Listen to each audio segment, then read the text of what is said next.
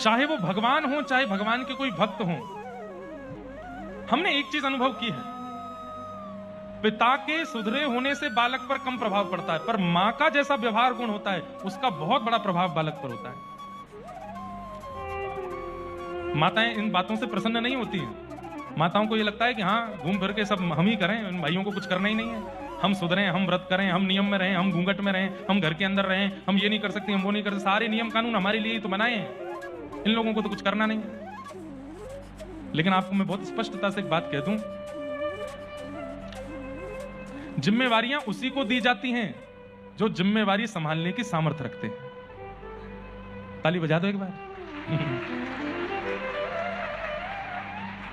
और जो गैर जिम्मेवार होता है, पता है कि इससे होगा नहीं, उसके लिए वेदों ने भी कोई नियम नहीं बताया, शास्त्रों ने भी कोई नियम नहीं बताया, आचार्यों ने भी कोई नियम नहीं बताया, पुराणों ने भी, वो तुम कुछ मत करो। बोले क्या करो? बोले जनेऊ पहनो, शालिग्राम जी की सेवा करो, 4-5 डुबकी लगाओ, नाम जप करो, बस यही करो।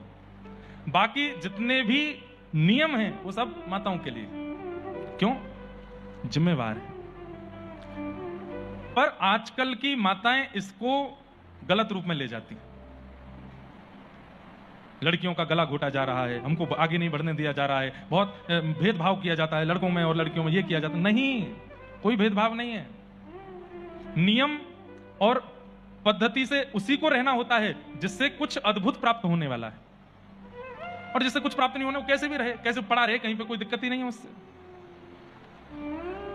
माताएं यदि थोड़ा संयम रख लेना गर्भ धारण के बाद, तो माता के संयम से, पिता के संयम से कुछ नहीं होगा, पिता की पाठ पूजा से भी कुछ नहीं होगा, पिता के नियम से भी कुछ नहीं होगा, पिता के विचारों से भी कुछ नहीं होगा, पर मां का विचार, मां का संयम, मां का जो कुछ भी क्रिया होगी उसका 100% प्रभाव पड़ेगा बालक के ऊपर। आप कभी भी किसी आचार्य के चरित्र को देख लीजिएगा, आद्य गुरु शंकराचार्य से लेकर के श्री दत्त प्रभु, सबकी माताओं का ही तप दिखेगा आपको, सबकी माओं ने ही तप किया।